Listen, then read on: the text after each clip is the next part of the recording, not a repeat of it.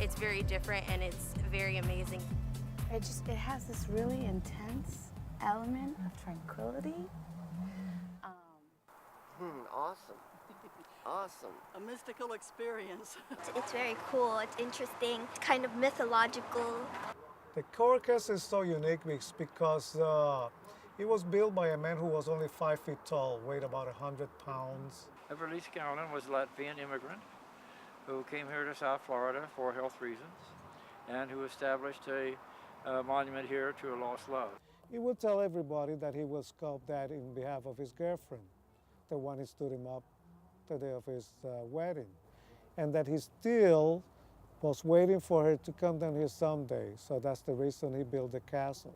Just an obsession with him that he wanted to create something to leave for the world so that they might be able to see what mankind could do.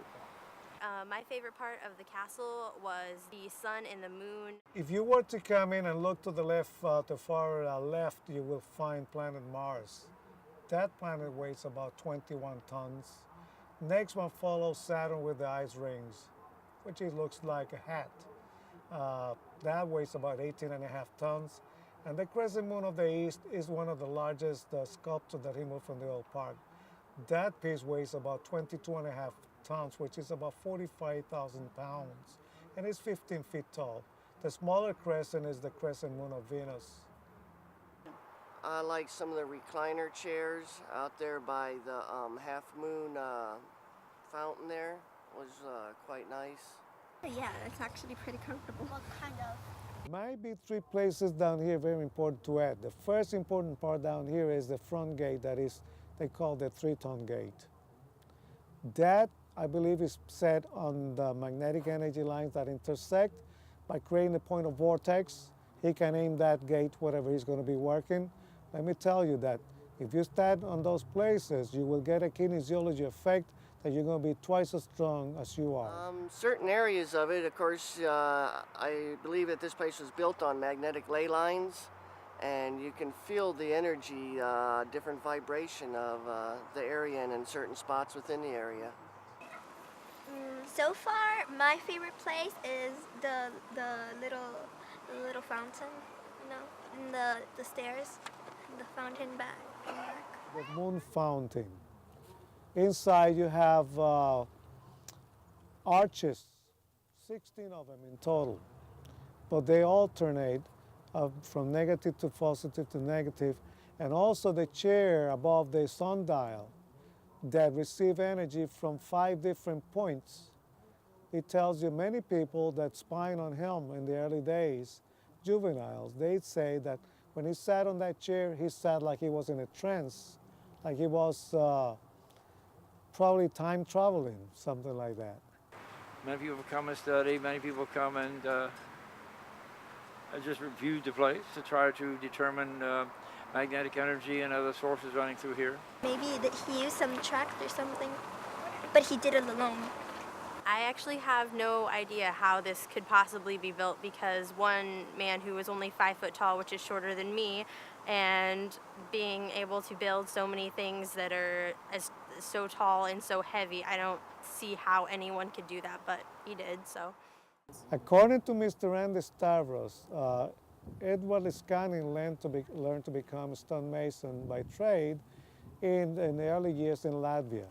However, Mr. Stavros said that his mentor was actually a sorcerer or a witch man, and some people will know as a lunatic, because he professed that he knew how the Egyptians built the pyramids. He knew the secret, and he did taught Edward Iscanning the secret. Many times when Edward Iscanning was giving you a presentation, he will say, you too, if you know the secrets how the Egyptians built the pyramids, you will be able to build this by yourself just like I did. It seemed like he had a lot of knowledge that others at that time didn't have, and a different way of looking at things.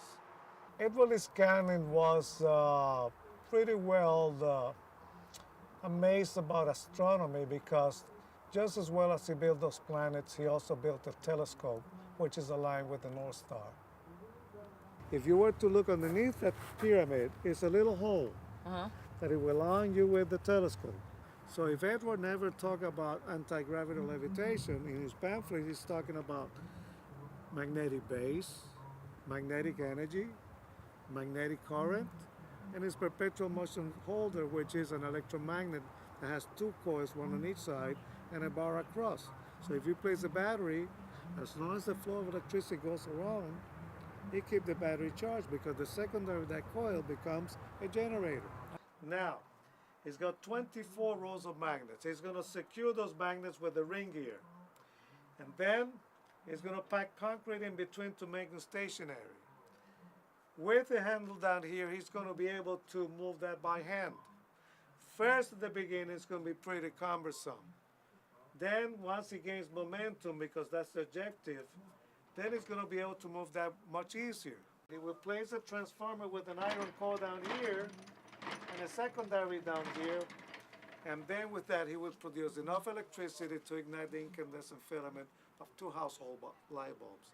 He's created from 110 to 130 volts AC and at least 4 to 6 amps of electricity. He didn't want to tell the people how he built this because he probably thought it was going to be a little dangerous if the people find that, or he said, well, let him think that I'm a crazy man. People thought that he was crazy when he built this, the way he did it. It's something you just have to see in order to believe it. Definitely a must-see. And hopefully most people would get out of it what we've gotten out of